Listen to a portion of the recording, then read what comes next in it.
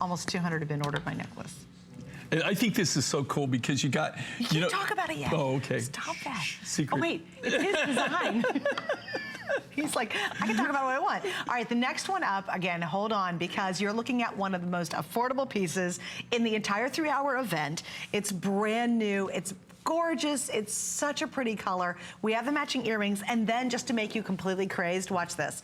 We've only offered this necklace one other time, and layered together, this is how all the ladies out in Arizona and Santa Fe and Albuquerque and New Mexico and all that area, this is how they wear their gemstones. So we'll put the item number up for this guy down below if you want to make that look, which is gorgeous. Then you'll have the information in just a moment. But Jay, talk a little bit about the popularity of this beautiful pink coral, and it's really kind of unusual to see. Well, you know, at one time, you know, this year in October would be 22 years, so we've been on for 22 years. You know, when I first started, we had every color under the rainbow of coral, right? Remember gold, orange, black, orange. Always red. We had blue. I mean, we had this angel skin pink. We had different colors of red. And over the years, it's gotten harder and harder and harder to get coral rough, to be able to work anything. Isn't that become they're getting tougher at letting it? There's no new harvest. Right. You know, there's no new harvest on it. Everything's old harvest. And then all corals, which they should be, are protected under the CITES program. And so you just don't wake up one morning and you're in a great mood and you say, you know what, I'm tired of being an engineer. I'm gonna get in the coral business today, right? Because if you did, you wouldn't have a job very long. It's something that it's really, you gotta be grandfathered into it. It's really very technical. You know, just for me to get a lot of the coral in, it's not that I just have one license, I have to have numerous licenses. Okay. You also have to prove the genus and species of the coral, where it came from, where it was harvested. It's a whole long, drawn-out process. So, and I will tell you this right now, okay? I haven't seen any coral rough for sale in Tucson in way over 5-6 years, and that's we used to go there and be able to buy a lot of the rough. We've got a couple of sources on rough. Every now and then we run into somebody that's got some and we're able to do something and we can do a project. But you can remember back in the day, we used to do today's specials in coral, right? Yeah, in fact, oh my gosh, some of my hottest today's specials I've ever done in my career were coral. Yeah. Now, you just don't get a lot of the material. What I love about this particular coral, this color is what they call angel skin. And that's because it's real soft, that nice soft pink.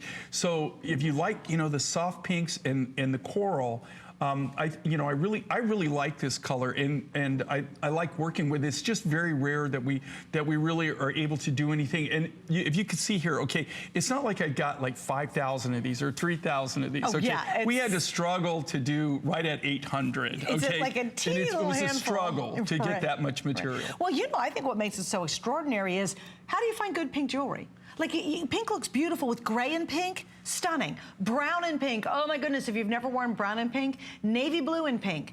And the problem is when you find pink jewelry, what does it look like? Hello Kitty. I mean, it's a gaudy, awful pink, and it's usually something plastic, or it's painted, or it's bright, or it's kid-like.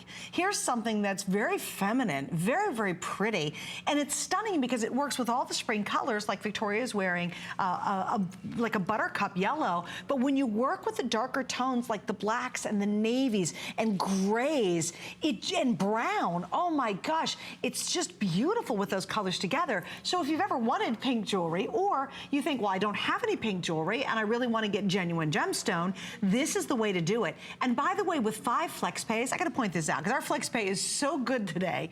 With 5 flex pays, that's any major credit card, we even accept PayPal, you spend it or you pay it off over 5 months, it's $13.98, and this is absolutely brand new. It's the first time you're seeing it.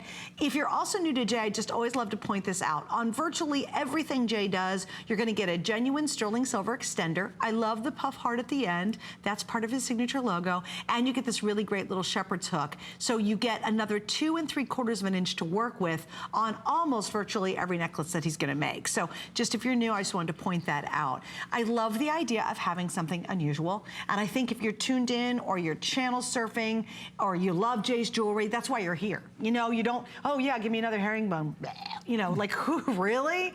You know, we want something that's very distinctive. And with Jay's jewelry, you always experience that. And you know, Jay, what really is true is Mother Nature doesn't make a lot of pink stones when you think about it. Well, it didn't make, you know, there are very few pinks, like pink opals. You know, you've got my watch coming up. Okay, there's 2 of them. You got pink, you know, a couple of pink opals. Yep. You got rose quartz. You got like morganite. You got pink sapphire. There's a few pinks, but very, very few natural pinks out there in the world. And this is coral. So basically, when you buy coral, I always tell people this, and they go, "What?